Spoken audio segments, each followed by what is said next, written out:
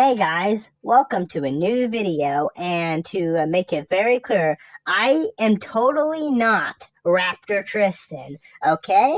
Alright, anyway, you're probably wondering, where's Mark Joestar? Isn't this their channel? Well, they're fine in the after that. But anyway, that's not a matter. Today we're just going to explain why Verlisify is just such a good YouTuber. He's so good. And why Alteori sucks. First off, Verlisify is a man and Alteori is a woman. So that's why Alteori sucks. It's mainly because she's a woman. And before you ask, am I a woman? Yes, I hate myself. Anyway, Verlisify is just so pro-LGBT. He is so pro-LGBT. Just best trans supporter I have ever seen.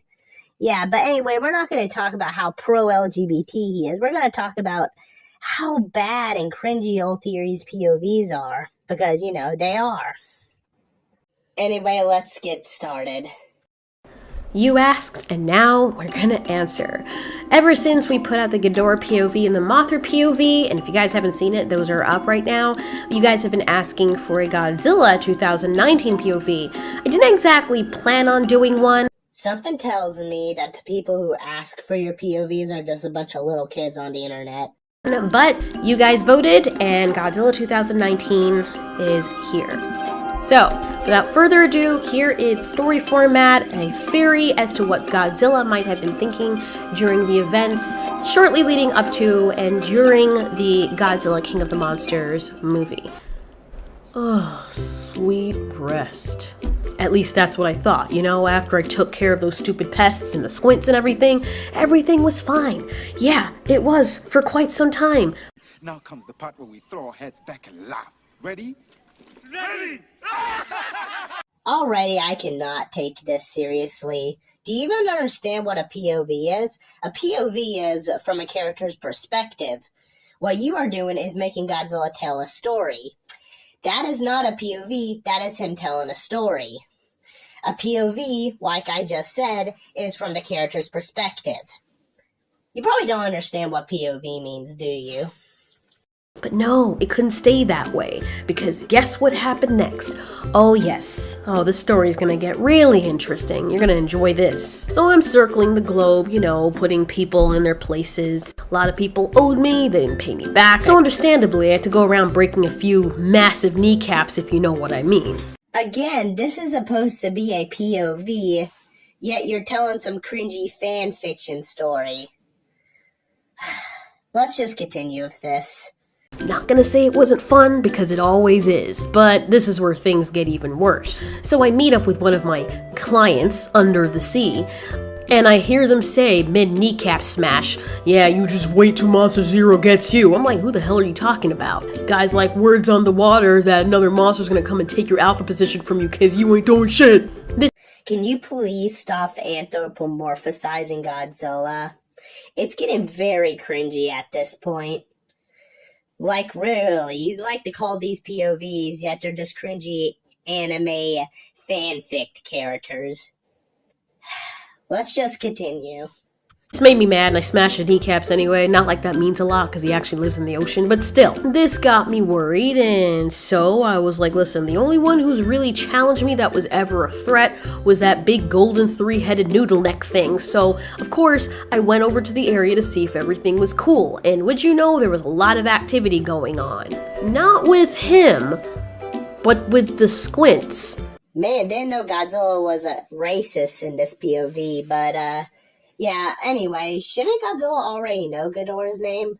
I mean, if you're gonna anthropomorphize your little anime fan fiction, at least have it make some sense. I mean, Godzilla should know Ghidorah's name. I mean, they fought and all that stuff. Oh, wait, I'm trying to make sense of a POV. Anyway, let's just continue with this shit show. And I'm wondering to myself, you know, back at that time, why would the squints all be congregating around that area? Nothing was happening. So, after patrolling the area for a while, I went away from that frozen realm because something else drew my attention, and it was a sweet song of another monster. People have been saying that there's someone else pretending to be the alpha, using my voice, and of course, this made me very confused. Didn't take me long to realize that there was something fishy going on, and it wasn't my food under the ocean, nor was it in between a human female's crotch. Excuse me, what? I swear, every single time Alteori tries to be funny, she just fails. Also, why is Godzilla saying human female? I thought they were called, the squints. So shouldn't he say a female squint's crotch? It doesn't matter. Either way, this POV barely has anything to do with the movie itself. Let's just continue with this.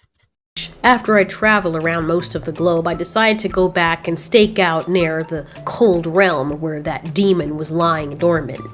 On my way there, I saw one of those big things that the humans usually swim in and pretend that they can swim and breathe underwater. It looked very familiar, and I've fought and taken down many of these things before. Okay, we already have a continuity error. Last time I checked, Godzilla hasn't been destroying underwater bases before King of the Monsters. He has never done that before. Oh, wait, but I'm sorry. This is one of Alteori's fan fiction stories, so yeah, it doesn't have to follow the continuity. About seeing these items in my area, in my home, got me really upset. So I asked them if they had anything to do with what was going on. It's either you guys are afraid of that monster waking up, or you're trying to wake it up. There was no answer, and I had the very uncomfortable feeling like they were challenging me. So I reminded them by lighting up my spikes just who the ruler and the king of the underground, and under the sea, really was. Even with my intimidation, they still stared me down. Who the hell do you think you are? Okay, I'm just gonna skip some bit of this because a good chunk of the cringy fanfiction story is mostly just stuff that has nothing to do with the, film itself. It's just her, making up a cringy fanfiction. So I'm gonna skip some of this. Honest. I guess I'm really popular because no matter where I went, the humans followed, and they followed me all the way back to the cold realm where I waited. Because I knew something was getting ready to go down. I could feel that something was getting ready to go down. And the closer I got to that little area, to that little outpost where I knew the demon was, the more I got nervous. Last time I checked, the humans were not following Godzilla. Godzilla just showed up in Antarctica.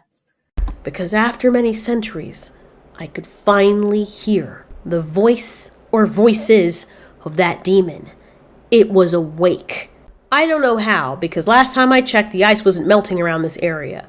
So I feel like something or someone let it loose. But that was the least of my problems.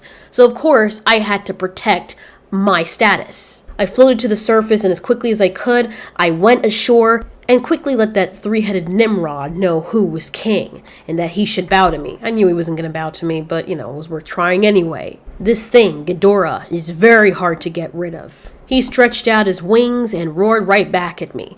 This pissed me off, because now he knows he's just stepping on my toes. It wasn't his time to rule, he knows who the real king is, but he's trying to be smart. Long and short of this whole initial and long-awaited interaction is that I fought him, momentarily fell down, and almost broke my hip, and then he got away. Imagine my surprise, right? But it doesn't end there. As he flew away, other creatures started to wake up, and I didn't tell them to wake up. Oh look, we got another film contradiction. Okay, after Ghidorah left, all the monsters didn't all wake up at once. Yeah, sure, Rodan did wake up, and the other monsters did eventually wake up, but that was like sometime after Ghidorah left Antarctica. All the other monsters except for Rodan started to wake up because of Ghidorah's call when he went on top of the volcano and called the other monsters to hunt. Something else was telling them to wake up. I was starting to feel very anxious. I knew that if I didn't take care of the problem as fast as possible, things were going to get bad real fast. I had to take some of the secret passageways to get to where Ghidorah was going. I could sense the air pressure pretty well, knowing where he is at all times. So I mapped out his trajectory and just utilized the tunnels that would lead me along that path the fastest. Things weren't so smooth, however. As I arrived at another junction, I was stopped dead in my tracks. "Excuse me, can you move?" I said to the supposed gatekeeper, who made himself the gatekeeper for some unknown reason to me. "You better move before I make you move." I tried to give him enough warning. "You're so foolish, Gojira. You can't make me move any more than I can make you into a mouse." Can you please stop with the cringy-ass fan fiction?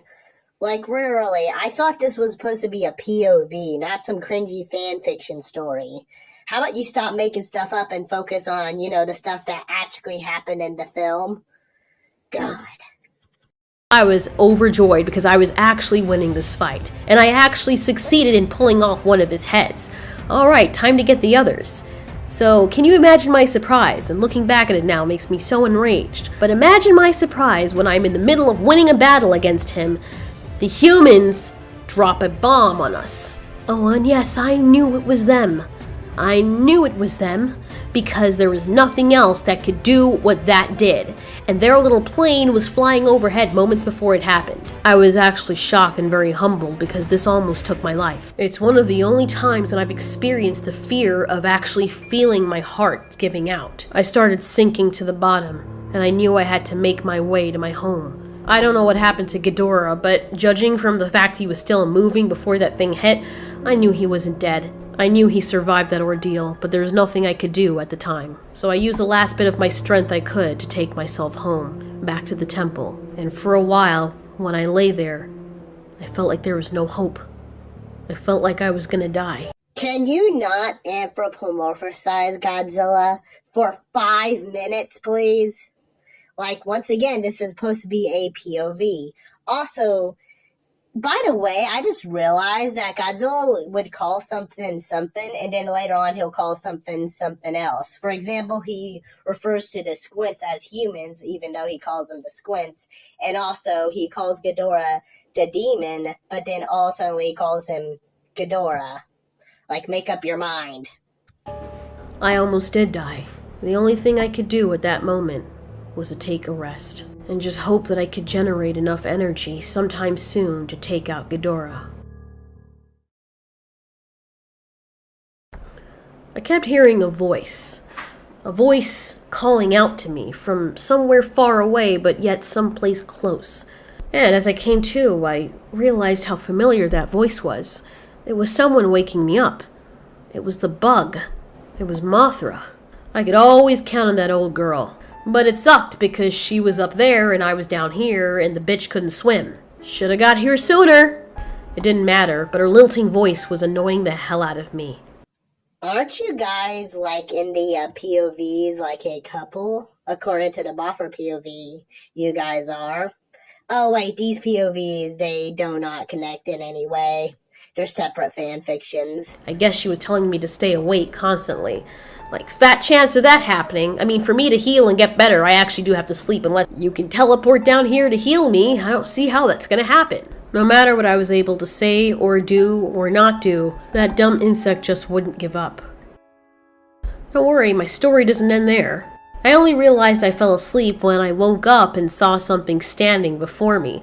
A little creature that looked like one of the squints. Hey, brother, what are you doing down here? I guess we're dying together today. Why was he down there alone? That's the only thought that was running through my head. And then he walked up to me and just stood there. I looked at him, waiting for something to happen. I mean, maybe this was some kind of spirit guide or a manifestation of near-death experience.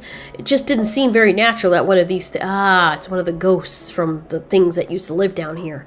But they never used to wear whatever he's encased in. I rolled with it, and then I started to hear the thing talk. Big monster, you must get up. You must save your seat as king. Or else, I don't know, I'm gonna help you, okay? Whatever you say, little dude. Dude, knock yourself out. I felt him touch my nose, and I guess he was trying to... Okay, I'm just gonna end it here, mainly because this is getting very cringy, and I just want to leave before it gets even more cringy. Oh, and by the way, I do not remember Dr. Serizawa saying that in the film. More proof that she didn't even watch the film.